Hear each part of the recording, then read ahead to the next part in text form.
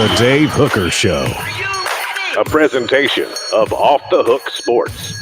Objective insight, expertise, top guests. Available on YouTube, Apple, Spotify, and the Off the Hook Sports app.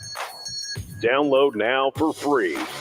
Also available on offthehooksports.com. I compute and obey. Now to Dave Hooker. Ready. Welcome to the program. Just hours away from game day, so a lot going on. He's Calhoun. I'm Dave Hooker. Each and every Thursday, we are joined by Josh Ward of the Sports Animals. So we love that. And Josh with a fantastic piece concerning the most impactful Vols of this upcoming 2023 season. Also a breakdown of the secondary, and has one of Tennessee's defensive backs found a home. And college football, the college football playoff, that is, has said no changes to the format until the realignment dust settles. I guess that means that the Pac-3 will still get somebody in. Week one, picks and bets brought to you by Zen Sports. And we've got a lot to get to on the program. So, Calhoun, how are you, sir, as we get going in a game week? Oh, I'm super psyched. Week one starts today. Florida, Utah tonight. Dave loves how hard Utah plays. It warms his heart. So it's the worst compliment ever. And I'll say this about Brent Hubbs, who I love to death. Brent, I remember told me a story. He said about John Ward, because Brent was very young at the time. He started working for the Vol Network, and somebody asked John about Brent. He goes, "He tries very hard." And that, when you say somebody's really likable or tries very hard, that's not the greatest compliment. Now, Brent is one of the best journalists in the biz now. This was way back in the mid 1990s, but when you say he tries very hard or he's very likable, like Trey Lance, that basically means that you're lacking in some other categories. So we'll see if like when your girlfriend says you try really hard, that's not something you want to hear. That's the worst. That's worse than John Ward saying it. If your girlfriend says he tries very hard, he does put in the work, but you don't want to hear the rest of that statement. You don't want to hear it after but. So we've got a lot going on. Again, Josh Ward of the Sports Animal will join us. So this one a little bit surprising to me. And I ask you today's tough question. It's brought to you by Andy Mason of AndyMasonRealEstate.com. Today's tough question.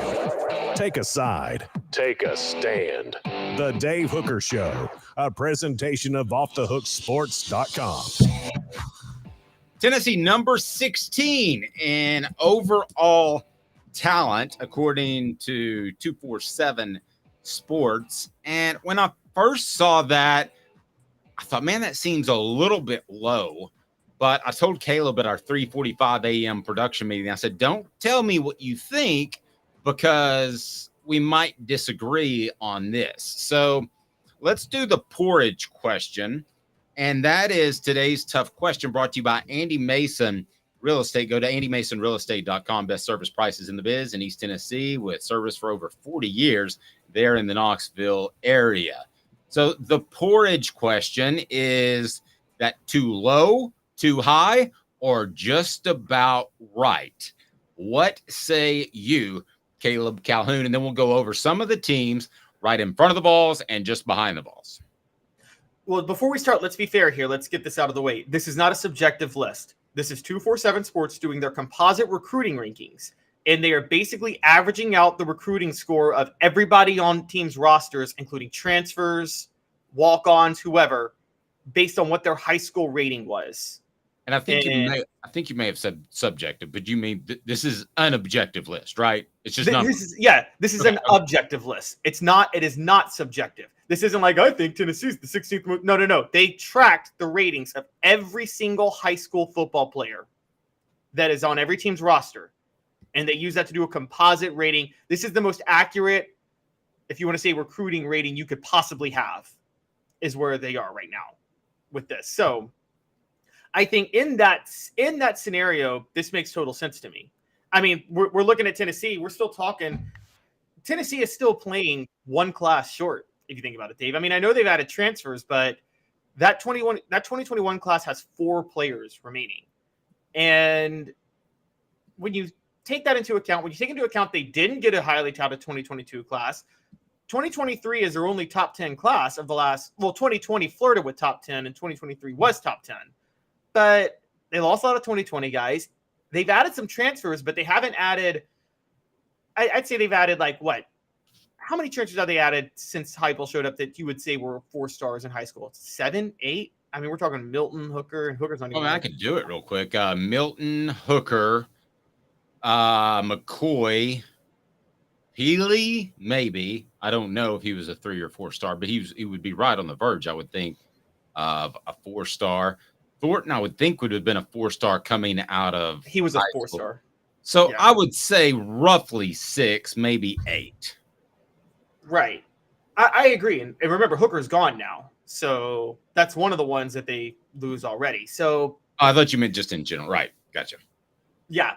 And so when you look at that, it makes sense. And for the record, they were 19 last year. And we've said from the start that we believe Josh Heupel in Tennessee, Josh Heupel is going to coach Tennessee above its talent level and its composite talent rankings. So what this tells me more than anything, I don't think it's too low or too high. I think it's just right. I think it's too low in the sense of I think Tennessee is going to be better than 16th. If that's what you're telling me, yes, because I think Tennessee is always going to be better than its composite talent ranking. What I do read into it, though, is it says that Tennessee's not ready to compete for a national championship just yet. Okay. Where does Tennessee have to get for you to believe they're able to compete for a championship? Because I'm going to go ahead and tell you that I look at some of the schools above them, and Tennessee has got better coaching than those guys, and that's worth a win or 2 from year to year. I mean, I like their coaching more than Florida, who's at 15. I like their coaching more than Penn State at 13. Miami is at 12. And by the way, a lot of times, as good as Dade County is, and you've heard me say that before, a lot of times those guys are higher rated because they're from Dade County. A 3 can be a 4 and so on. I think they've got better coaching than Oklahoma. I think they've got better coaching than Texas, which is 6. I think they've got better coaching than Clemson, even though they don't have really the track record to prove it. Better coaching than A&M. So those 2 schools are 4 and 5, respectively. So let me just run down the schools. Alabama 1, Georgia 2, Ohio State 3, Texas A&M 4, Clemson 5, Texas 6, LSU 7, Southern California 8, Oklahoma 9, Oregon is 10, Notre Dame 11, Miami 12, Penn State 13, Michigan 14, Florida 15, then Tennessee at 16. If you factored in coaching in this list, where would you have the Vols? If I factored in coaching, I would have them probably let's see. I'd have them as high as like 6, honestly. Like if I factored in coaching, I think so. But to win a national championship, I think their talent has to be top 10. They don't have to be top 5, but they have to have top 10 talent if they're going to win a national championship. And then Josh Heupel can coach the top 10 talent into the number 1 team. I don't think it's possible to coach the 16th ranked team talent-wise into the number 1 team. I don't think that's humanly possible. Okay, but we also have to look at this, too, of some of these guys, and we always talk about this in the NFL draft. There are more 3 stars than 5 stars. Well, there are more 3 stars overall. But what about not just scheme, but coaching up guys? Because Jalen Hyatt was a 3-star guy. That's not a 3-star talent. That was just a bad grade. He was fringe 4-star. He was a 4-star on Rivals. Okay, well, I mean, but he was a 3-star according to the composite, and he comes out of a weird place. So how much of that is coaching guys up? Not just scheme, coaching guys up. Coaching guys up does matter. I've said that for a long time. People have mistaken for a long time scheme versus coaching guys up. And I think there is a difference. I don't know if David Cutcliffe was the best schematic coach, but I mean, there was nobody better at coaching you up than preparing you for the NFL. Are we sure that Heupel coach? We're still not sure of this, though. Are we sure Heupel coaches guys up? And when I mean coaches them up, they will be great in the NFL? Or does he just coach them up well for their scheme in college? I mean, look, we talk about the quarterback 3-step drops in the Heupel system. That's not the type of dropbacks you're going to be doing in the NFL. Well, they're not going to be from the shotgun 99% of the time either. But Alontae Taylor, I think, is proof. I mean, ask me this question in a year, and I can give you a definitive answer. When we see what Byron Young, Hendon Hooker, Jalen Hyatt, Cedric Tillman, even though he was injured last year, ask me in a year, and I believe I can give you a definitive answer. I'm not going to say, give me one more year, Caleb. I think a year from now, we'll know if he coaches them up for the pros. But in terms of winning a championship, that doesn't really matter. No, you're right. It doesn't. It matters about coaching them up for the scheme. But at that point, I still think it still comes down to the scheme. I don't think, again, you've covered recruiting enough to know this yourself, Dave. Like, you can only coach up so much. I mean, how many teams win national championships without 3 top 10 classes in 4 years? I don't think anybody does.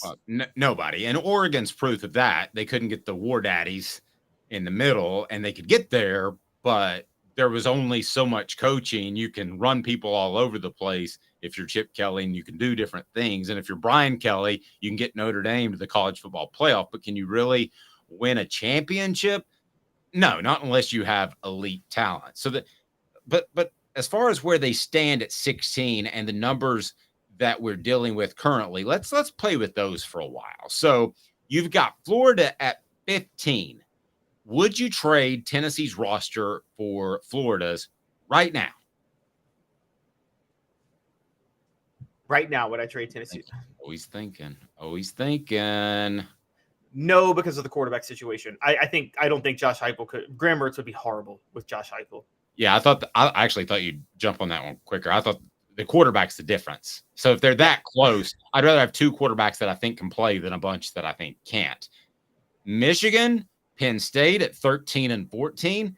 Watched them both play a lot last year. I think Tennessee is a more talented team. So I understand that this is objective, but I think they have more talent coming into this season than Tennessee. I think Tennessee has more talent coming into the season than those 2 teams. I don't think Tennessee has more talent than Michigan. I think Michigan has, again, this is where you go to the quarterback situation. Michigan's quarterback is also a statue in the pocket, and that's the last. Josh Heupel can't have a statue in the pocket in his system. That's just not something he can do. So would you take Tennessee or Michigan if they were playing Saturday instead of Tennessee, Virginia? Michigan. I take Michigan. I think you'd have the Georgia situation. I still think, and so I think Michigan's a better team. I would take Tennessee's roster for Josh Heupel coaching, but because Josh Heupel has better personnel for his system right now. Again, Michigan doesn't have the. I would say they don't have the type of players that fit Heupel's personnel, if that makes sense. So that's where I'm going with Tennessee's roster with Heupel. But overall, I take Michigan. But I got to be honest with you, I think you're selling Heupel short. I think he adjusted his system from Oklahoma to what he does now. And I also believe that he's going to have to adjust his system slightly from Hooker to Milton. I don't think they throw the same balls equally as well. So no, but I think you're discounting his ability to adjust. Oh, I'm not discounting it. I'm just saying there needs to be a little bit of mobility.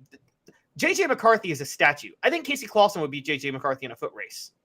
And I think J.J. McCarthy. I think Casey Clausen would have success in Josh Heupel's offense. I'm not so sure he would. I think there's got to be a level of quickness. He reads quick, gets it out. He may get forced out of the pocket with the way he gets the ball out 2 or 3 times a game. I firmly believe that. Now it's going to be ugly, and he's going to throw it away as fast as he can, as well he should.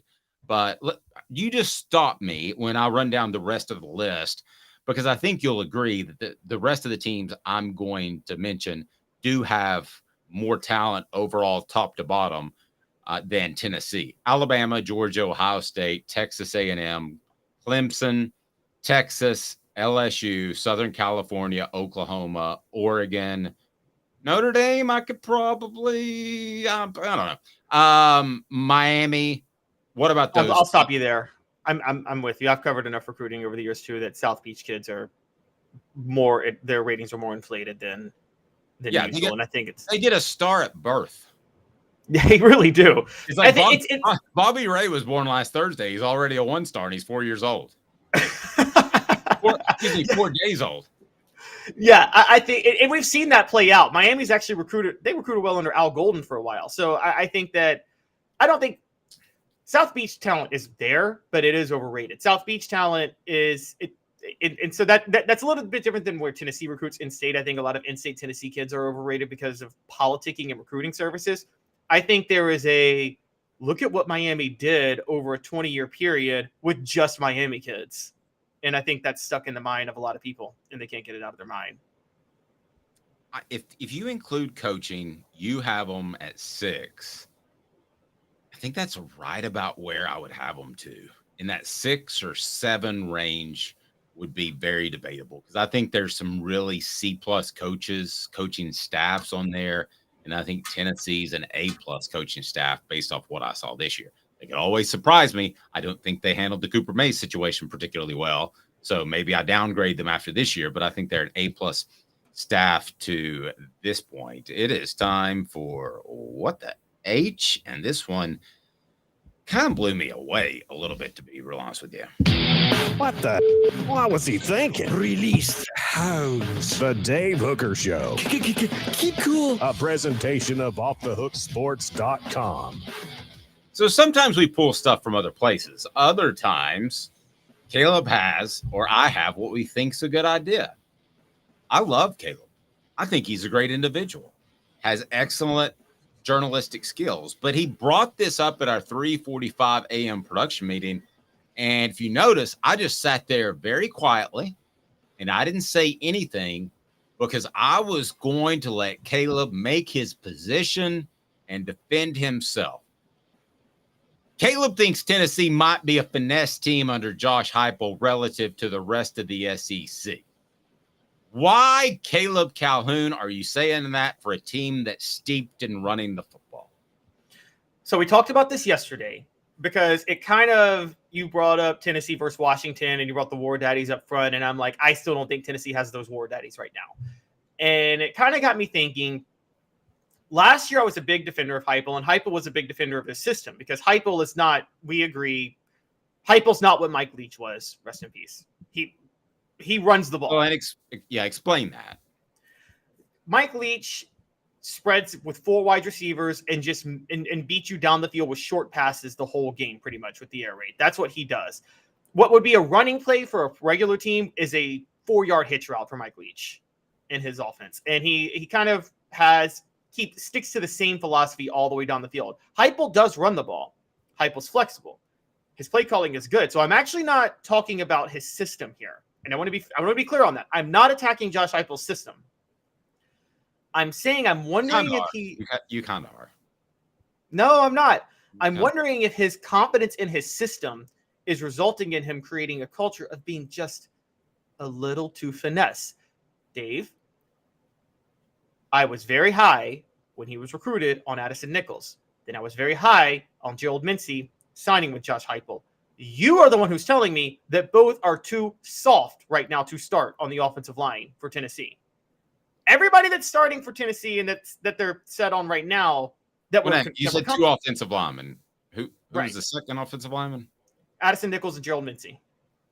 Well, I don't think Gerald Mincey gets it. I don't know that he's soft. If you wanted to support your argument, I would say Elijah Simmons. I think he should be a lot tougher. But anyway. Okay. I see that actually wouldn't, though, because Jimmy Pruitt recruited Elijah Simmons. So I'm going to be fair on that. Okay. Gotcha. I'm not sure. I can't tell you 100% the deal with Mincey. I'll tell you when I can tell you I'm pretty sure about something. I'm not sure if Mincey doesn't get it upstairs or if it's a toughness issue. The 2 only sure bets on the line for Tennessee this year, one is hurt right now, Cooper Mays, but then the other one is Javonte Spraggins. They were both Pruitt guys, both of them. And they're the only guys that we know are tough enough right now to handle playing on the offensive line, just as Darnell Wright and Jerome Carvin were last year, both Pruitt guys. On the defensive side, we still have a lot of questions right now. We have a lot of hype behind players, but look at everybody being named on defense. Amari Thomas, Bryson Eason. You mentioned Elijah Simmons, who might be soft, unfortunately. But still, all these guys are all these guys are almost like a parent saying, and then we've got Bob, who's not the greatest son in the world, but you know. Yes. All these guys they were still Pruitt signees even if they work out. But I think the Addison Nichols thing was a red flag to me first. Then the whole Heupel doesn't allow fighting in practice, which is a big deal to me too also, where he's just, there seems to be I don't want to toughen up my players too much on the line. And we haven't seen any proof yet. And Dave, you got to give me this. We've seen zero evidence that Heupel signees are tough in the trenches. Okay, let me address those three things. Seems to have recruited soft offensive linemen. That's a problem with Addison Nichols. I don't know that that's a widespread problem to this point. And if I misspoke at some point previously about Gerald Mincy, I apologize because I may have put you in a bad position, but doesn't prioritize defense. I think that he prioritizes defense by making sure that Tim Banks doesn't go anywhere else, but it's always going to be a program steeped in offense and scoring fast. No fighting allowed in practice. Where did that come from? Well, that came from a conversation that we had with Cooper Mays on the Ball Report. And he said there's absolutely no fighting in practice. And I thought it was odd because the 98 team had an all-out melee brawl that helped the offense toughen up, and it helped them get some confidence, and they went on to win a national championship. But that's a little antiquated. If you go back 50 years, there wasn't water on the sidelines, and they had salt tablets, and they had wet towels that you could suck on. So stuff gets antiquated. Now, do I have a problem with a little bit of fighting and maybe a brawl? Not if I'm stacked 1-85 like that 98 team. If I'm building a program, I've got a bigger problem with fighting because I don't want somebody getting hurt. And we saw that, we saw that with Butch Jones, or somebody fell on a helmet. They didn't. So how do you get stitches from that? Sorry. I don't. So fighting allowed in practice, I'm not sure that that's going to be his MO, but I would say 70%, if you want to go back 25 years, 70% of football practices in preseason involve some fighting. Now it's probably the exact opposite. I don't think people allow fighting nearly as much because it's not PC, number one, and two, you could get somebody hurt. So maybe that's not soft. Maybe that's smart, Caleb. Okay. And notice I say maybe because I'm okay with a little bit of fighting in practice. I'm a little suspect of it. And let's bring up this name because we talk about him a lot on the show. I think we're both fans, but it is true that we keep saying that Josh Heupel is today's Steve Spurrier. Dave, let's be honest. In the 90s, Florida got exposed being finesse in a lot of games because of Steve Spurrier's system, didn't they? I mean, let's just plug in that Nebraska national title game in 95. I would strongly disagree with that as a whole. I thought they ran the football. I thought they were tough on defense. That one game I'll give you, but I thought for the most part that was very Heupel-like in that, yes, they would pass early, but then they would run it down your throat late. But there's a reason Spurrier only got one national title, and he backed into that national title, by the way. True, but I think it was his ego. I think it was his ego that threw the ball too much. I thought they were physical, but his ego, when the passing game didn't work in the first half, he kept chucking it in the third quarter. So maybe we're splitting hairs a little bit. I mean, but that has to stand out because he was willing to run it at South Carolina to agree. It just look, I think Spurrier, I love him. I love the way he dominated the SEC. But I go back and look. Remember his one national title. I don't know if you could really say he deserved that national title. He got a rematch with Florida State because all the luck fell in his favor because that year the Rose Bowl wasn't part of the bowl coalition. So the undefeated Arizona State team went to go play Ohio State in the Rose Bowl. Had that not existed, Arizona State plays Florida State in the national title, and Steve Spurrier is walking away with no national championship ring to his resume. At which point his whole legacy is totally different than it is right now. And go ahead.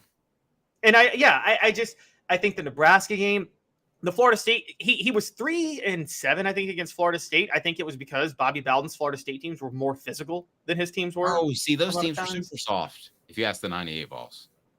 Anyway, we got to get to Josh Ward. Let's do another one on this tomorrow, and we'll discuss the softest team to win a national championship, 90 seconds.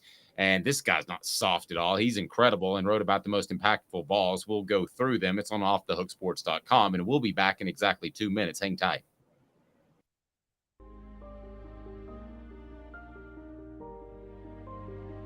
Our family has been creating one-of-a-kind pieces of jewelry in West Knoxville since 1986. Each piece is a combination of unique processes that bring your idea to life. Every day in our shop, a truly special item with a story all its own is being manufactured in our facility, bringing the history and family sentiment into a whole new generation of life. We're grateful that you chose us to be Knoxville's best jeweler, a title that we value and respect. Because to me, being a jeweler and owning a jewelry store are not the same thing. I'm Rick Terry. I'm a jeweler, and we want to be your jeweler. Kingston Pike and Campbell Station Road in the heart of Farragut, and downtown on Gay Street right next to the Tennessee Theater. Hi, Mike Davis here with City Heating and Air, reminding you to always dare to compare. Our team provides quality local heating and air service, installation, and maintenance across East Tennessee. We use only the best equipment like American Standard heating and air conditioning for your residential, new construction, or commercial needs. Honesty, dependability, and customer satisfaction have been the cornerstones of our business since 1961. City Heat and Air. Dare to compare.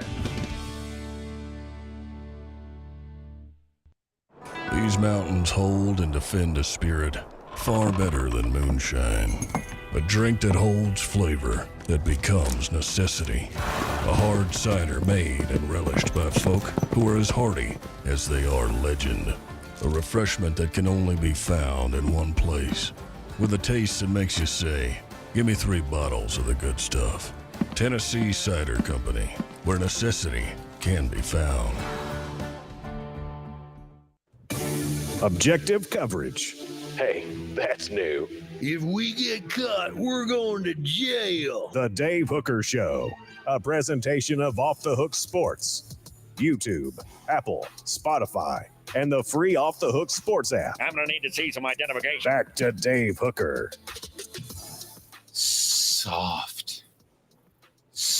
Is there any worse thing that you can call an athlete? Soft. I mean, in gymnastics, it's a good thing, though, because you want to land softly, right? I guess that's the one example. I did a little gymnastics with Josh Ward's son last time I was at his house. What'd you think of that, Josh? Lifted him up. He did a front flip thing. That's a pretty cool trick, wasn't it? That was. You had to lie down, if I remember correctly, for the next 15 minutes, but I didn't think that was a big deal. I popped 15 Advil in the car is what I did. And then I got the Oxy, and it was downhill from there. All right. So, Josh, what do you think? We were just talking about this, and I want to get to your impactful balls, but could Josh Heupel's offense or entire program, be described as soft? If you pull up the tape of the Kentucky game last year, when Tennessee destroyed the Wildcats, I don't think you're going to watch Tennessee's guys up front and think soft. I don't think you'll watch Danico Slaughter play and think soft, just because things go fast and guys are running wide open where they don't have to break tackles. That doesn't make the mindset soft. I don't think you can. JJ Crawford. Up chuck and then nodding at the Alabama defenders. That's not soft. Crazy, but not soft. So no, I don't think that at all. And we'll see what the next phase of players is. But Cooper Mays, Javonte Spraggins on the interior of Tennessee's offensive line, Jerome Carvin a year ago now with the Chiefs, definitely not soft. Wait, but yes, that was my point though. Was Josh? Those were all Pruitt recruits. I'm wondering if Heupel's targeting soft guys in the trenches. We haven't seen a Heupel guy work out or stand out in the trenches just yet. I guess you could say J.J. Crawford as a junior college in the 2021 class has worked out. But outside of that, yeah, Heupel brought him in. Well, and this is transfer, not recruiting, but he's still brought in by Heupel. Everything I hear about Omar Norman-Lott is the opposite of soft, and he has to go show it. He's one of the important players for Tennessee this upcoming season. But I still look at players now entering their third year. You're right from a recruiting standpoint. There is that next step. Okay, you have to show your ability to recruit, develop, and continue, in this case, the success that happened a year ago with those players leading the way, having been brought in by a previous coaching staff almost across the board with the guys that were the highest impact players But in terms of the mindset, we talk about culture, right? The word's used probably too often in sports, but it does matter and it does apply to the conversation. Part of that's off the field. Are you taking care of business? Are you buying into what the system will be? Everything that goes into it. But that is how you perform on the field. And I just don't think Tennessee could have done what it did last year without toughening up, because they didn't show a tough mindset a couple of years ago when things got tough. They did, I think, over the last couple of seasons. Yeah, I don't think any of the three of us has said Omar Norman Lott. He's flaccid. No, I'm sorry, I meant soft. I used a synonym. My bad. Yeah, I wouldn't have thought that either. You've never said that on the radio, correct? But Josh, as you know, that Dave likes players who try really hard. He said that earlier yesterday on our show. He said that he loves Utah because even though their defensive linemen are undersized, they try really hard. I hate it when somebody says they try really hard. It means you're not any good. I mean, if you try really hard, you're not any good. Unless they say you're really good and he has a great work ethic, then that's something different. Let's get to Josh's column. It's the 10 most impactful balls on Off the Hook Sports, and that leads us to 4 Downs. It's brought to you by Campbell, Cunningham, Taylor, and Hahn. 4 Downs. 4 questions. 4 answers. The Dave Hooker Show. 4 Downs. A presentation of offthehooksports.com. So it's a long list, so I'm going to go through them, and then I'm going to ask Josh and Caleb some questions about these cats, and I'll weigh in as well. So the 10 most impactful balls for the 2023 season: safety Jalen McCullough, running back Jalen Wright, wide receiver Ramel Keaton, cornerback Danico Slaughter, linebacker Keenan Pili, linebacker Aaron Beasley, defensive tackle Omari Thomas, offensive tackle John Campbell Jr., center Cooper Mays, quarterback Joe Milton is number 1. I don't think anybody can argue with that. So we bring you 4 Downs, brought to you by Campbell, Cunningham, Taylor, and Hahn. Look at me. No contacts, no glasses. I can see near and far. They can handle your cataract or LASIK surgery, which I got, and it's local, and it's phenomenal. You'll love Campbell, Cunningham, Taylor, and Hahn there on the Weisgarber in West Knoxville. So let's get to it. Cooper Mays is going to help us get through this. We always love visiting with Cooper. Not so much now because he's not in the best of mood from week to week because he's hurt. But Cooper, what should people do? Cooper Mays here. Hit like and subscribe. Get better, Coop. We're rooting for you. What down? Coop here. First down. All right, Josh, let me ask you this. Of that group, what player do you have the most confidence in that he will be the most impactful ball? Not that they need, but you have the most confidence he'll be the dude. And then Caleb, I'll ask you the same question.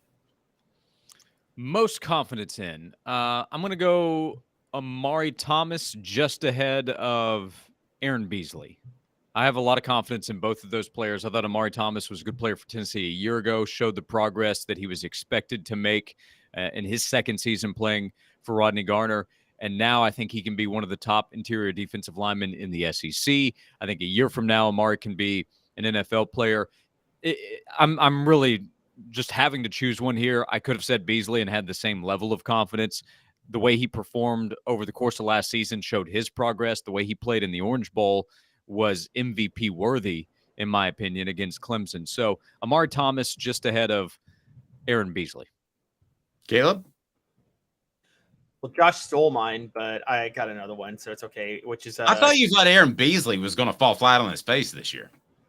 No, I said he stole mine with Amari Thomas. Oh, okay. I don't have that much faith in Aaron Beasley yet. I will say you guys have convinced me talking about him playing more at his natural role now, which he didn't play all last year, but different story for another day. I'm going linebacker still, though. I'm going Keenan Pili. I think Keenan Pili is a much more natural fit at middle linebacker than Beasley or Jeremy Banks was last year. Tennessee didn't really have a middle linebacker, so I think Keenan Pili is just – I mean, that was probably the best plug-and-play addition they got in the offseason through the transfer portal, bar none. I got a tie, receiver Ramel Keaton and Omari Thomas, because they've done it before. So yeah. I would have a tie between those two guys as impactful balls. even though, Josh, I don't think he's going to be the most impactful receiver, but as far as confidence, I think he's going to be there in what he does. Yeah, Keaton is an interesting one on the list. I could have written Brew McCoy there. I could have put Dante Thornton. If I chose Squirrel White, I think a lot of people would have nodded their head. I chose Ramel because I am sure that he's going to have a big season. I think he's a player that we talk about as a breakout candidate sometimes this season when he already broke out last year. I think because of the excitement with the other players, which is understandable, it's easy to kind of forget Ramel's big catch against Florida and his big catch against Alabama. He caught that first pass on the 2 plays that they needed to complete to set up the field goal to beat Alabama.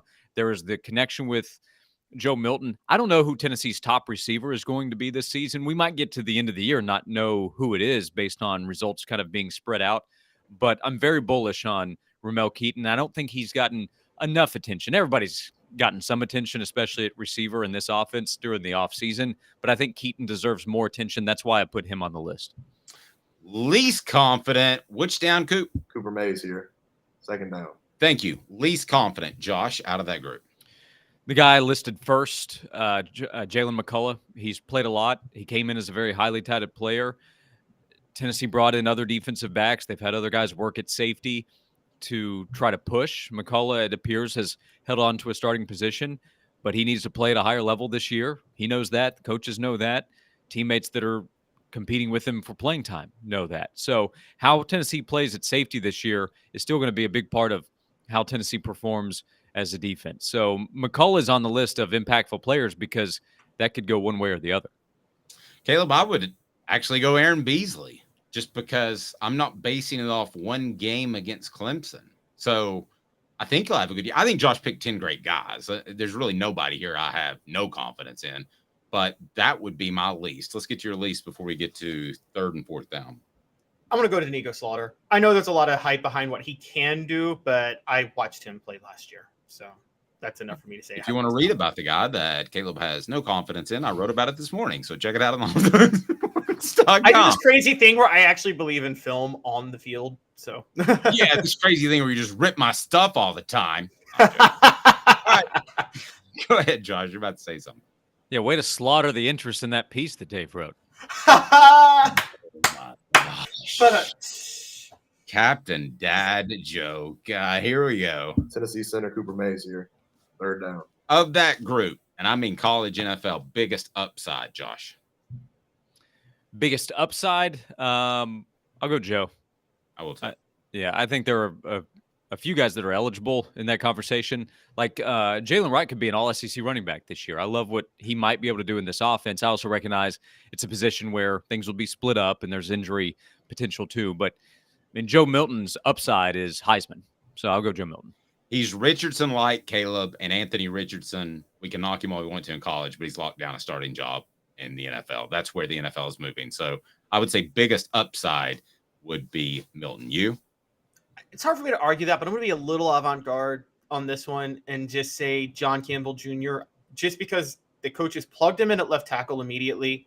And I know I do feel like maybe they wanted him to win the job, so they helped him win the job, but it just seemed for him to so quickly pick up that job kind of stands out to me coming from Miami. So I think there's some raw talent there that maybe we're missing, and maybe we'll see it on the field this year.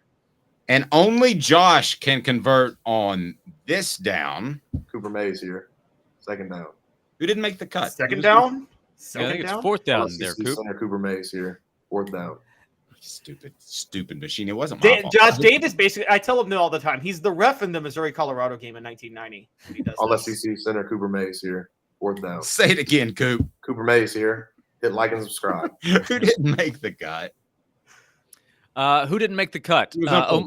Omar Norman Lott was one of them because I said, okay, well, I've got Amari. Am I going to put 2 interior defensive line? I listed him along with Bryson Eason as that group is something to be excited about. So Omar would be in that 11 to 15 range, and then pick your guy on the edge. I didn't put a guy on the edge because I wasn't really sure. Do I go Tyler Barron? Do I go Roman Harrison, who's listed as a starter? Do I take a shot at like Joshua Josephs? But then that's a positive. I don't think that's a negative. So if so, then that would be really good for the defense. I think it's more of a collective effort that needs to help Tennessee, where you're talking about 4 or 5 guys that can be somewhat equally disruptive. All right, so we did a little Josh, if you could only see what your face froze, it looked like what you froze for a second. And if you could only see what your face looked like when you froze right there, it was beautiful. Oh, I don't doubt that part. we had a little boo-boo there, so I think that everybody got what Josh had to say. But we do have a poll essentially about Tennessee's probably most important unit, and that is the defensive backfield. I mean, they have to get better there. So let's go through that right now, and it's on offthehooksports.com, and it's a secondary breakdown. So Josh, I asked 2 questions of everybody that contributes to the website. You, Jimmy Himes, John Adams didn't respond, but that's not a shock. The Hall of Famer. Yeah, that's right. Is he a Hall of Famer? I think he's going to the Knoxville Hall of Fame tonight. Is that right? Yeah, I think so. That's the intel I have. He didn't mention it. All right. Is it the Knoxville Sports Hall of Fame or Sports Writers Hall of Fame? The Greater Knoxville Sports Hall of Fame. Grant Williams, the guest speaker this year, big time. Oh, nice. Went from signing the Alien and Sedition Acts as president to going into the Hall of Fame as a journalist. Gotta love his transition over 200 years. All right, so Josh, I asked this question, and that was the most improved Vol in the defensive backfield, and who will we say is the best overall? So who did you go with? Most improved, I went Kamal Hadden. He has the same talent we discussed a year ago. He's had to battle injuries. He did last year. He has had to recently again. That was part of my holdup. But last year didn't go how he hoped. The South Carolina game was a disaster, and I think that caused his stock to drop. He kind of saw his name leave conversations talking about the corner position this year in the defensive backfield, but he still has a lot of ability. So if healthy, most improved, I think, will be Kamal Hadden. Okay, if you can add his picks in there, I just texted them to you because I forgot Josh after our 3:45 a.m. production meeting. We've got everybody up there but Josh. So if you see that, don't think I was trying to stick it to you. All right, so I'll tell you who I went with. Jimmy Himes went with most improved. He said either Christian Charles or Jordan Thomas. And then you have Fred White, who knows a little bit about these cats. And he said Danico Slaughter to Marion McDonald. And I'm trying to think if I've left anybody out. Now let's get to Caleb Calhoun. Who were your 2? Well, I do have to point out that since you mentioned Kamal Hadden, I spoke with Jaru by text earlier today because we're teasing this now. Dave and I are going to do a How You Living segment in the coming weeks about athletes who did stuff stupid the previous week's games. And the first thing Jaru thought of was like when Kamal Hadden talked all that trash against South Carolina and then didn't make a single stop. Fair. By the way, that was not the concept of that bit at all, but we'll go with that. Go ahead. Who are your guys? But my guys I'm actually with Fred White, and I know I said I had the least confidence in him on the last segment, but I do think Danico Slaughter will end up being the most improved. I just said least confidence because I can't be sure about that. But the best, I think, is Wesley Walker. And Josh, I don't know if you know this. I shocked Jimmy Hyams with this stat last week. Did you know Wesley Walker has the highest PFF grade of any returning safety in the SEC? I did know that. Yes. I was a little confused because I feel like he should have had to play more there to be eligible for it. But yes, I did know that. I thought last year he would make a big impact on Tennessee's defense and just didn't get the snaps that I felt like he deserved, and still continued to keep that feeling at the end of the season. So that's a good pick, I think, with Walker, because he came in with a lot of experience at Georgia Tech. I recognize it's Georgia Tech, but more experience and more success probably than a number of his teammates. Telling you guys, I see the flashes from Danico Slaughter, the way he flips his hips and his explosiveness. And I remember Josh saying to me one time, man, I've never been around anybody that has an eye for football like you do. And I said, thank you, Josh. You try very hard. Well, that's true, but you didn't see Al Wilson standing behind you when I said that. So I said, right, if you could please step aside. I was trying to have a conversation here. And then Al goes, bleep you both, get out of the bleeping way. Yeah. I don't think Al needs me to move anybody for him, to be clear. I stepped over, but Danico was also my pick for for best. So most improved was Kamal Hadden, and then Danico was my pick for best defensive back for the Vols this fall. Yeah, look at him. He didn't mention it until he heard what I went with. And then I'm siding with our message board. I wrote a lot on my previous blog buying into Kamal Hadden, and then I watched him last year, and I'm like, I sometimes I get to a point where like I've seen enough. There's no possible way you can be good. It's called the Danny White syndrome. For those that are too young, it has nothing to do with the athletic director. It's the quarterback of the Dallas Cowboys in the 80s for 8 years. Josh? Oh, y'all stuck with him for 8 years? Yes. Or any Dallas Cowboy quarterback for the last 25 to 30. Yeah. Tony Romo wasn't bad. Gary Hogaboom, Steve Pallure. Anybody remember those names on the message board? If you remember those names, then you're a sad Cowboys fan. Babe Laufenberg. Yeah, Tony Romo was good. Dak's a solid quarterback, but I know that the franchise is looking for more results. Yeah, Tony's good. Tony Romo is great if you need somebody to practice their Heimlich maneuver, because he's choking all the time. Oh my gosh. Pretty good. First of all, he did convert the pass to Des Bryant. That was a catch. That was a beautiful throw. It's not his fault that he got robbed on that play. I'm just telling you, when I lift in the morning, I throw high heat, and that was pretty good. Josh has smiled at least 3 of my jokes, so I'll take that. We can just end the show right now, but we're not going to. Josh, you're on from noon to 3 on the Sports Animal. Follow him at Josh_Ward. Great stuff as always. I was really impressed with that piece, and thank you so much. We love you being a part of what we do. Yeah, I appreciate it. There were more players to try to consider than if you would ask me to do this a year ago or definitely 2 years ago. You know, when Josh Heupel said the roster is dramatically different, I do think you could go 11 through 20 and still talk about high-impact players. So that tells you the potential there, but some pieces need to come together. Some of them are question marks, and they need to be answered pretty early in the season. You know what's funny? Jalen Hyatt doesn't make this list a year ago. I don't think so. No, and that's an example. And this was brought up to us on the radio this week. I mean, it's true, and I think we talked about it earlier in the summer, but it's worth remembering. A year ago, there was a lot of excitement about how good Darnell Wright could be. But a year ago, nobody was saying he might be the best tackle in the country. He might be a top 10 pick in the NFL draft. That wasn't the conversation a year ago. He went out and had the season that he did. So to Caleb's point about John Campbell Jr., a lot of talk about how well he's done since he arrived. Jacob Warren was talking him up earlier this week. So, yeah, there will be some players that by the end of the season we say, you know what, did more than we expected. Yeah, I will say this from a very good source. I had a guy tell me that Darnell Wright was super special before the season last year. So I was a little bit early on that bandwagon. Mm-hmm. The guy he picked this year, just for the record, Dylan Sampson, to take that next huge monster leap. Okay. Yeah. And yeah, right. Also, Darnell was a former 5-star guy who had been a solid player the year before, and his upside was obvious. He was such an important player for the team last year, but he still had to prove it. Just like Jalen Hyatt still had to prove that he could be a big, consistent touchdown scorer, and boy, he proved that. Okay, so Rocky Top Tom, hold on just a second, Caleb. Rocky Top Tom wants this question asked, so I'm going to go ahead and put it up. Aside from any quarterbacks, which current UT player do you pick to build a team around 100 bonus points for picking a defenseman? You all just hit this one around, and he wanted Josh's answer before he leaves. I'm going to go ahead and steal the best one. It's Al Wilson.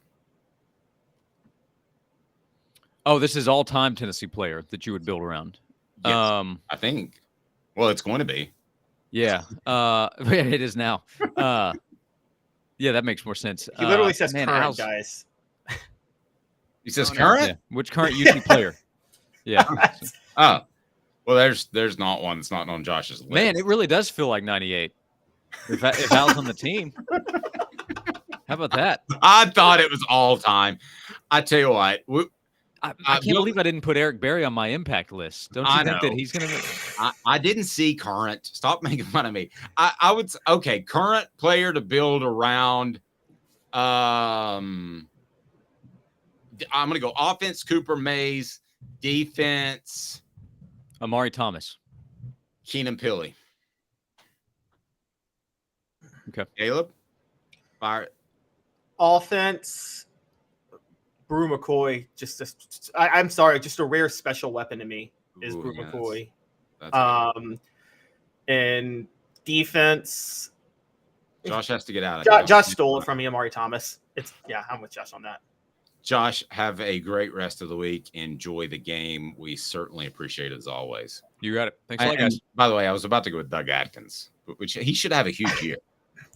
Atkins, yeah, he's a riser. I like a lot. He really knows how to bring it. Well, can Dylan Sampson beat out G. McKeever for the starting job at running back? Thank you. I don't like either of you. Thank you, Josh. Give the ball to Jamal. Josh Ward on the Sports Animal.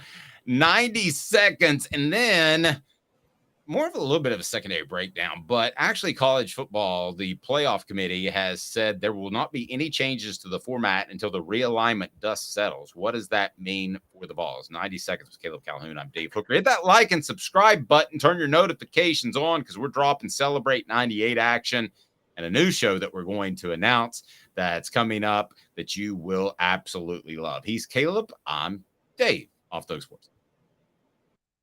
Candace, I was really heavy into the drug culture. I was selling drugs. I was just constantly in pain. I was missing like a good support system in my life. Candace has given me everything that I need in order to successfully have a wonderful recovery, in order to have a life that I didn't even know was possible before. And it's not just about me anymore, and I love that. I absolutely love it. You can take your life back. Call Cadis today. With all that sun, sand, and salt water, the beach is a very relaxing place. Unless you wear contacts. Ow! Open your eyes to the best the beach has to offer with LASIK vision correction from Campbell Cunningham Laser Center. Ah. Sports Treasures in North Knoxville is one of the South's largest sports cards and memorabilia dealers, featuring over 10 million sports cards from vintage to modern. Sports Treasures carries a full line of hobby boxes, singles, autographed memorabilia, Tennessee Vol collectibles, fan cave decorations, and so much more. See a museum full of collectibles at Sports Treasures, 4819 North Broadway in Fountain City, and Sports Treasures on Facebook. Sports Treasures, where the real sports fan goes to shop. What's up, everybody? This is Jacob Warren, asking you to like, subscribe, and share. Dave needs this. You're listening to The Dave Hooker Show, a presentation of OffTheHookSports.com. The internet is full of pictures of each and every one of you. Available on YouTube, Apple, Spotify, and the Off the Hook Sports app. Download now for free. Is there nothing you people can't do? Also available on OffTheHookSports.com. All right, so Tom basically took Caleb Calhoun out behind the woodshed and took him to task because Caleb and to some extent me come up with the topics that we talk about, along with our contributors, John Adams, and Jimmy Himes, and Josh Ward. But he came up with one that I want to do tomorrow, and I don't want to get caught up on it. But the offensive and defensive player, considering age, that you would most want to build around. Because you wouldn't say Joe Milton because he's got 1 year left. So the offense is kind of pretty easy. But maybe we say other than Nico. We'll workshop this thing. But I'm going to go ahead and give a shout out to my man Smoky Mountain Red. His nickname's probably AC, based on what I'm hearing, given the fact that he's a freshman. So can we do that tomorrow, Caleb? We got stuff to get to today, but can we add that in tomorrow? Sure, that's fine. By the way, shouldn't the shout out be to Rocky Top Tom, not Smoky Mountain Red? Sorry. Well, no, Smoky Mountain Red said my guy, Rocky Top Tom. Oh, okay. I see what you're saying. He came up with the idea. Smoky Mountain Red came up with my guy. Well, I thought of another topic. We have to factor in age. That's fine. Okay. We can. Well, and honestly, I don't factor in age much in a win now league with the transfer portal. I think age is kind of overrated. I'm just going to be the one to tell you. I think age is the most overrated factor. I always thought it was overrated in the NFL. I think the NFL is a win now league and you take the better player regardless of age. In college, I'm getting that way now too, because I think that within the transfer portal, with how easy it is to reload, I don't really care if I have a guy for 3 years. I want what I can get in 1 year. I'm gonna disagree there. I would take 3 years of an Al Wilson over, let's say, a 1 year greatness of Reggie White, who was not great throughout his career. He was great as last year. I would take 3 years of Al Wilson than 1 year of Reggie White. But anyway, let's do that tomorrow. Getting sidetracked. Fair enough. By the way, just a funny thing, because you were talking about the Cowboys earlier. I thought about this outside of Peyton Manning and Matthew Stafford. Did Quincy Carter have the best NFL career of any SEC East quarterback? We can do that tomorrow. I didn't want to. It's like Quincy Carter, Rex Grossman, or Tim Tebow. One of the three is third. Okay, so the college football playoff comes out and talks to us, which that's nice of them to do. We certainly appreciate that. And they say that there will be no changes to their format until the realignment dust settles. That means the top 6 conference champs still get an automatic bid. I'm trying real hard to determine who the top 6 conferences are after this year. So, I mean, they're going to have to adjust it by the time the 12-team playoff kicks in. So what statement does this actually make? What this basically says is they're basically openingly saying, we don't think the ACC is long for this world, so we're just going to wait till the ACC collapses before we change our format. You jumped ahead of me. That's what I was going to say. So who are the conferences left out? So right now, the top 6 the conference. Pac-12. I'm sorry? We know the Pac-12 is going to get left out, right? The Pac-12 is not going to exist next year. Right. So it's out. It's not one of the 6. Yeah. So it's not who's going to get left out. It's who's going to get in. So the SEC, Big 12, Big 10, and unfortunately ACC champs will get automatic bids in 2024. That's going to happen. Okay. So if you had to predict the ACC falls apart before 2024 and that affects the college football playoff, you would say not next year, but soon. Is that your answer? Right. Right. I'm going to disagree with you there. I think there's just too much bubbling up to the surface with the Florida State thing, with the teams meeting. Listen, there's this union mentality with the ACC because of the long television contract, but I think that's been chipped away at. And I've seen a union basically lose all of its power at the Knoxville News Sentinel. They had a guild, which is a union, and it's basically the same thing. And used to be the old joke was, if you came into the office and shot and killed somebody, there had to be 6 witnesses before you would get fired. And if there weren't 6 witnesses, you would probably get retained. Well, they slowly lost their power over time. I think the ACC as a, air quote, union has lost their power, and I think the final push will be in the next offseason. I think it was really close to happening over the past couple of months. So I'm going to say both the Pac-12's out, which they won't exist, like you said, and the ACC will be out by next year. Wow. Okay. So what if they don't change the format then? Because the SEC, Big 12, and Big 10 is it. Who are the other 3 conference champions? The American and the Mountain West, maybe. I think the Mountain West, if you can add Stanford and Cal, is good enough. Okay, Mountain West. So I'm okay with the Mountain West. Then the American, which is basically those teams that vied for the Big 12 but couldn't get in. The Tulane, South Floridas, UTSAs, Navy, Temple, those type. The old Conference USA, honestly, from the 90s. So that we're at 5. And then what? Conference USA or Sun Belt? I mean, the integrity of this is laughable if you put a Sun Belt team in the college football playoff. Well, it's kind of laughable with Conference USA, isn't it? Who's the best? What are yes, the best it teams is. in Conference USA? Let's see. Texas San Antonio, who Tennessee plays, has won the Conference USA the last 2 years, and they're now in the American.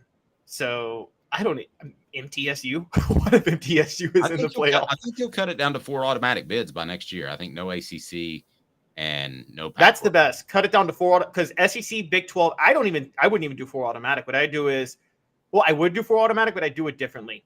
The SEC, Big 10, and Big 12 get automatic bids, period, no matter what. I don't care where they're ranked. The champions of those 3 conferences get automatic bids. And then the best team of the other conferences gets an automatic bid. Now, Travis brings up a good point. He says, Dave, you're wrong. The media loves ACC teams, Clemson, Florida State. You know how it is. They do, but I think they'll love Clemson and Florida State somewhere else. So, yeah, they're going to be in the SEC. The media is not kowtowing for Pittsburgh, guys. They're not going to get in love to, throw Pittsburgh into the college football playoff. Yeah, and I want to see where Notre Dame ends up in this thing. Do you realize Notre Dame is essentially saying that they can be no better if they're relevant in the college football playoff? And they'll be relevant with 12 teams. They're not going to be relevant with 4 if that were the path that the sport was going. But if Notre Dame continues to be independent, where do they fit in? Because you're basically telling them if the top 4 have to be conference champions, which is what we're saying, right? That's where we are right now. Then here's what Notre Dame has. They have a $50 to $60 million television contract, which I've been told is going to be signed here in the next few months. They have the ability to schedule who they want to schedule. which there's something cool about that. They don't get locked into having to play an overly difficult schedule. And they play a pretty cool schedule. I mean, let's be honest, when you include the teams that they play. But they're saying, without being a part of a conference, that they're never going to get a bye, ever, in the college football playoff. You're saying at best you can do is 5, which means you host a 12. A 12 Cincinnati, let's just say, and I'm saying, let's say they came in at 12 a couple of years ago, or at 12 TCU, let's say some team in that realm that sneaks into the playoffs, they can go to Notre Dame and win. Notre Dame's not uber talented. I know we just did the talented list and they were higher than Tennessee, but I'm just here to tell you a lot of those stars come from they are Notre Dame. I mean, those teams can go there and win. Let's take, for instance, let's say Tennessee's 12 next year and Notre Dame's 5. Are you telling me Tennessee can't go to Notre Dame and win? Are you telling me that if I think they would win this year? Okay, let's say Alabama's 12 and they had to go to Notre Dame. Let's say the third SEC team gets in. The third SEC team can go to Notre Dame and win. Would you agree with that? Totally agree. I mean, they got to do something or get off the pot, as the saying is. I'm going to go a step further. This contract Notre Dame signs is going to be the last contract they sign before they join a conference. Because here's what's going to happen. I'm sorry? I think you're probably right. Yeah. So the Big Ten's new deal, even with Oregon and Washington joining, and by the way, they're joining at a discount, but say they paid all 18 teams equally, it would be $55 million already. Now, I think they're going to up their TV deal. On top of that, they're paying Oregon and Washington less. So really, we're talking 61, 62 million-ish probably per team.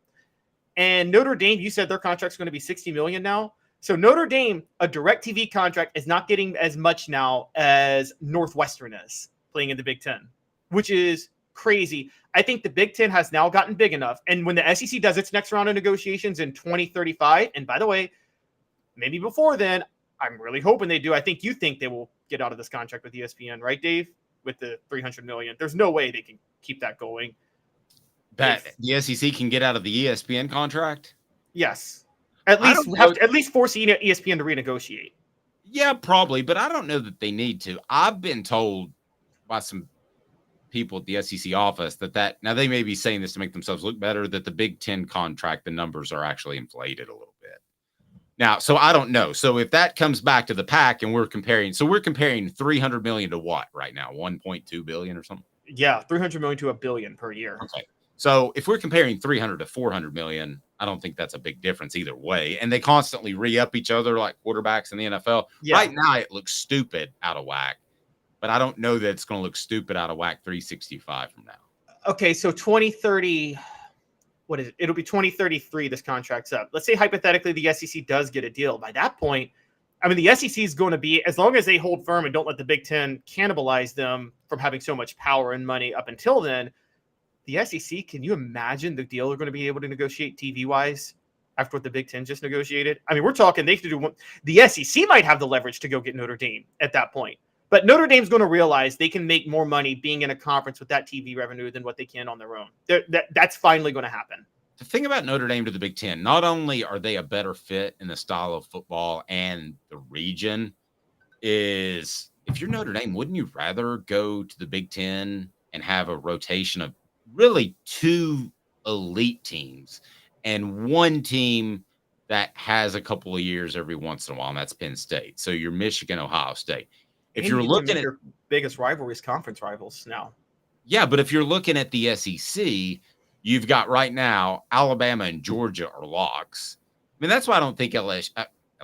I don't think that Notre Dame is ever going to go to the SEC. So, because right now, if you look at it, Alabama and Georgia are locks. Georgia's a long time lock. I don't want to look at it in a short span of time period, but I believe that Florida is probably eventually going to be good. They may have to get rid of detail-oriented Billy Napier, that's kind of like he's a really good guy that we talked about earlier in the show. He's detail-oriented. Well, great. He tries hard. Yeah, he tries hard. He tries very hard. I actually don't think Napier's the reason they'll fail, though. I think it's actually there's issues with the program. That's why they're going to fail. Well, I agree, but I just think with the talent, they'll get it cleaned up somehow, like Tennessee did. You know, there's too much going for that program to be non-relevant for a long amount of time. But you may be right, because they were non-relevant before the 90s.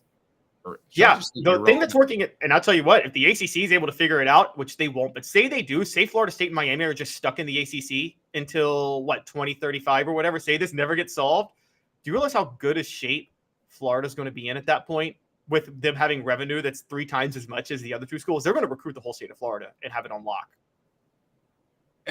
I think Billy Napier is the one individual that gets hurt the most if the SEC signs a new big TV deal, if that's somehow renegotiated, because Florida's going to look at him and go, we can do a lot better than that dude.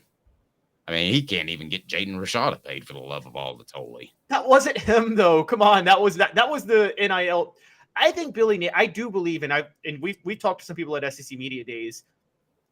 The narrative in Florida, at least, seems to be like, from people close to the program, seems to be that Billy Napier isn't the problem. It's the administration and the people and the boosters that are just super disorganized. Let me tell you something, and I'm only slightly exaggerating. Okay, if I'm Josh Heupel, and this is what happened to Billy Napier, he had a quarterback show up on campus. So imagine Nico showing up on campus, and there's not the money that he was promised. I'm going to go get a club, and I'm going to find the CEO in charge, and I'm going to Nancy Kerrigan him.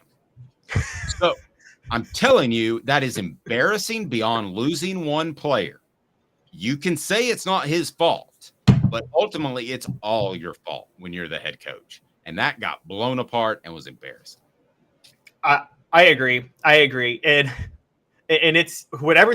We knew this last year. Remember, we were talking about Florida. You got a report. For those who don't know, I had just joined the show. And I did a report on On3 doing the largest NIL collectives in August.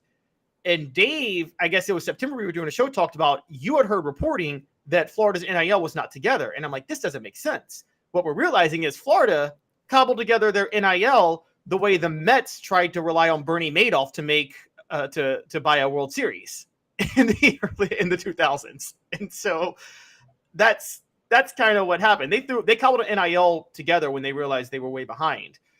I will say, I'm laughing. Probably the worst take on ESPN ever made. Worst prediction ever made. Yes, it will be Ryan Clark saying that he wishes LSU hired Billy Napier instead of Brian Kelly.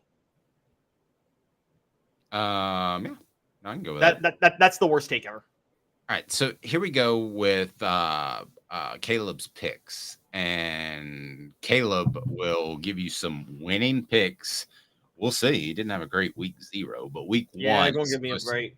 Week 1, man, the first couple weeks in college is hard. I mean, it's hard. You don't know where these guys' heads are. It's kind of like a bowl game. I mean, probably the worst thing to bet on is the beginning of college football season and bowl games. And really, I know somebody that does quite well on Major League Baseball. I always thought that was the worst. And if you bet on regular season Major League Baseball, you probably have a problem. But if you bet on the bowl games and early season college football, that's being brave, man. I got nothing but mad respect for you. So let's go ahead and get into that. Let's get your picks, and it's brought to you by Zen Sports. Zen Sports is the new sports book in Tennessee, revolutionizing the way you earn sports betting rewards. That means no more deposit bonuses that turn into deposit nightmares on Zen Sports. What you see is what you get. With their cash rewards program, you get a lot of cash. For a welcome bonus, earn an unlimited 5% cash back on your betting volume for the first 15 days when you sign up with the promo code HOOKED. That's HOOKED. That's right, unlimited 5% cash back. Keep betting, keep earning with up to 3% cash back on your betting volume every month after that, and refer friends to earn a percentage of their betting volume as cash rewards too. Zen Sports is bringing the cash back to Tennessee, so if you bet big on sports, you want to be betting on Zen Sports. Zen Sports betting just got better. Use the promo code HOOKED. It is time to make some money with the one, the only Caleb Calhoun. So his picks are up on the website right now, and I believe they are, aren't they? They're not. They're not above the fold. They're right below the fold. Okay, I got you. Fold, using your own newspaper terms. You're getting older than me. All right, so the 3 best bets. I actually want to start with those, if you don't mind. I'm kind of going in reverse order. We're calling we're going to call this each week, guys, the Hooker Specials. Okay, Hooker Specials. The Menage a Trois, because they're the 3. Yeah, okay? you usually have to pay extra for that, Cotton. Exactly. I wanted to go there. LSU 2.5 points against Florida State. I'm guessing you take Florida State LSU because you don't like Florida State, and I would agree. I would say if you could get an alternate bet for more money, go LSU 7 against Florida State. Honestly, I'm seeing a 2-score win for LSU. I don't know if you think it's. I think they win comfortably. I don't know if you do, Dave, but I think they win pretty comfortably. I do too. Ball State, Kentucky, the under is 49.5. Why do you like that? Because Ball State average, the totals for their games last year was right at 50.5. That's going to be less playing a defense like Kentucky's. And Kentucky, I know they have a new offensive coordinator, and I know they have Devin Leary at quarterback. It's still a Mark Stoops team. It's still ball control and defense. I'm in love with the under in this game. Yeah, I like it as well because I think they're going to go back to more ball control after the great Will Levis experiment exploded in his knee or a big toe. Iowa, Utah State, the under is 43. I mean, don't you always bet the under with Iowa? Okay, let me give you this rundown real quick. Utah State has one of the worst offenses in college football entering this year. Okay. Iowa has a very good defense and also one of the worst offenses in college football entering this year. And Iowa, I don't know if you saw this, Dave, Cade McNamara is not going to play this weekend for Iowa at quarterback. So I'm in love with the under in this game. I'm seeing like 27-0 Iowa. All right, so let's run through some SEC games. Utah 4.5 against Florida. Who do you like that? There. So full disclosure, because we're live, if you guys see this tomorrow. Yeah. So forget about that one. You guys can read that on the website because this check is it out on the live. website. It's going to be dated if you watch later on. Tennessee, Virginia. Tennessee, a 28-point favorite. I want to get to that, but I want to do it last. Ball State, a 29.5-point dog to Kentucky. You got to love Ball State with that big of a number, right? Yeah, I love Ball State with that number. I don't think Kentucky. I think even if Kentucky could win by more, they're not going to try to win by more. Auburn, a 35-point favorite over UMass. I'll tell you what I like about this game. I like Auburn to cover and maybe beat UMass so badly that my son decides to leave UMass and move back to the South. So UMass, based on SP Plus rankings, UMass is the worst team in college football this year. Now, they did beat, in their defense, New Mexico State last week, 41-30. I'm not reading anything into that because New Mexico State is also near the bottom on FPI and SP Plus. So I think Auburn's going to dominate. Hugh Freeze, I don't like him, but he's an offensive genius. I think Auburn might hit the over by themselves in this one. Texas A&M, a 38-point favorite over New Mexico. I like them to cover. Where do you stand? I do too. And the reason I like them to cover is whatever little I think of their offense. Dave, New Mexico averaged 13 points a game last year. And Texas A&M, for all their flaws, did have a top 25 defense. So I think I think Texas A&M is going to be disappointed if they hold New Mexico to 0 points. MTSU, 39-point dog to Alabama. This might be the toughest one on your board, but if I had to, I'd take Alabama. I'm taking MTSU. I think Nick Saban is going to experiment with quarterbacks. I see like 45-10 Alabama. That's what I see. North Carolina, 2.5-point dog to South Carolina. South Carolina, after the way they finished the season, they're not going to sneak up on anybody. I would like South Carolina to cover this team, even though I think Drake May is the best player in college football. So Drake May, I'm more sold on Drake May than Spencer Rattler because we don't know which Spencer Rattler we're going to get. I'm also more sold on North Carolina's offensive coordinator. They brought in Chip Lindsey. South Carolina brought in one of the worst offensive coordinator hires of all time, a guy who thought Jake Locker was going to be better than Peyton Manning in 2011 and Dowdle Gaines. So my pettiness shows I will never forgive him as a Titans offensive coordinator. And I think that'll hold back Spencer Rattler. That's also the reason I'm taking the under in this game, despite two quarterbacks, Dave. There you go. Message board, according to Travis, said the best three bets are Tennessee and the points. Agreed. FSU and the points. We disagree with that. Don't crack Travis with that one. Kentucky and the under. I agree with that. Well, I agree with the under. Yeah, I agree with the under.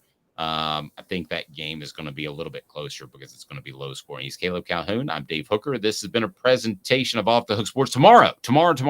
Big deal. So we always have a Football Friday with Fred, but we're also going to have another special guest. Ron Slay will join us because I want to visit with him. And he's going to be on the show tomorrow to see what kind of pub that this game in Nissan Stadium is getting with fans in Nashville. They mostly love the Titans. I don't think there's any doubt about that. But what kind of pub is this getting? In other words, does it help Tennessee grow their brand in Nashville, or is it already as big as it's going to be? Does it help Tennessee in recruiting, or is it already a Tennessee town? So we're going to visit with former Tennessee basketball player Ron Slay, who's the afternoon talk show host on 104.5 The Zone. He's Caleb Calhoun. I'm Dave Hooker. Thanks for watching. Have a great evening, morning, afternoon, night, whenever you're watching. This has been a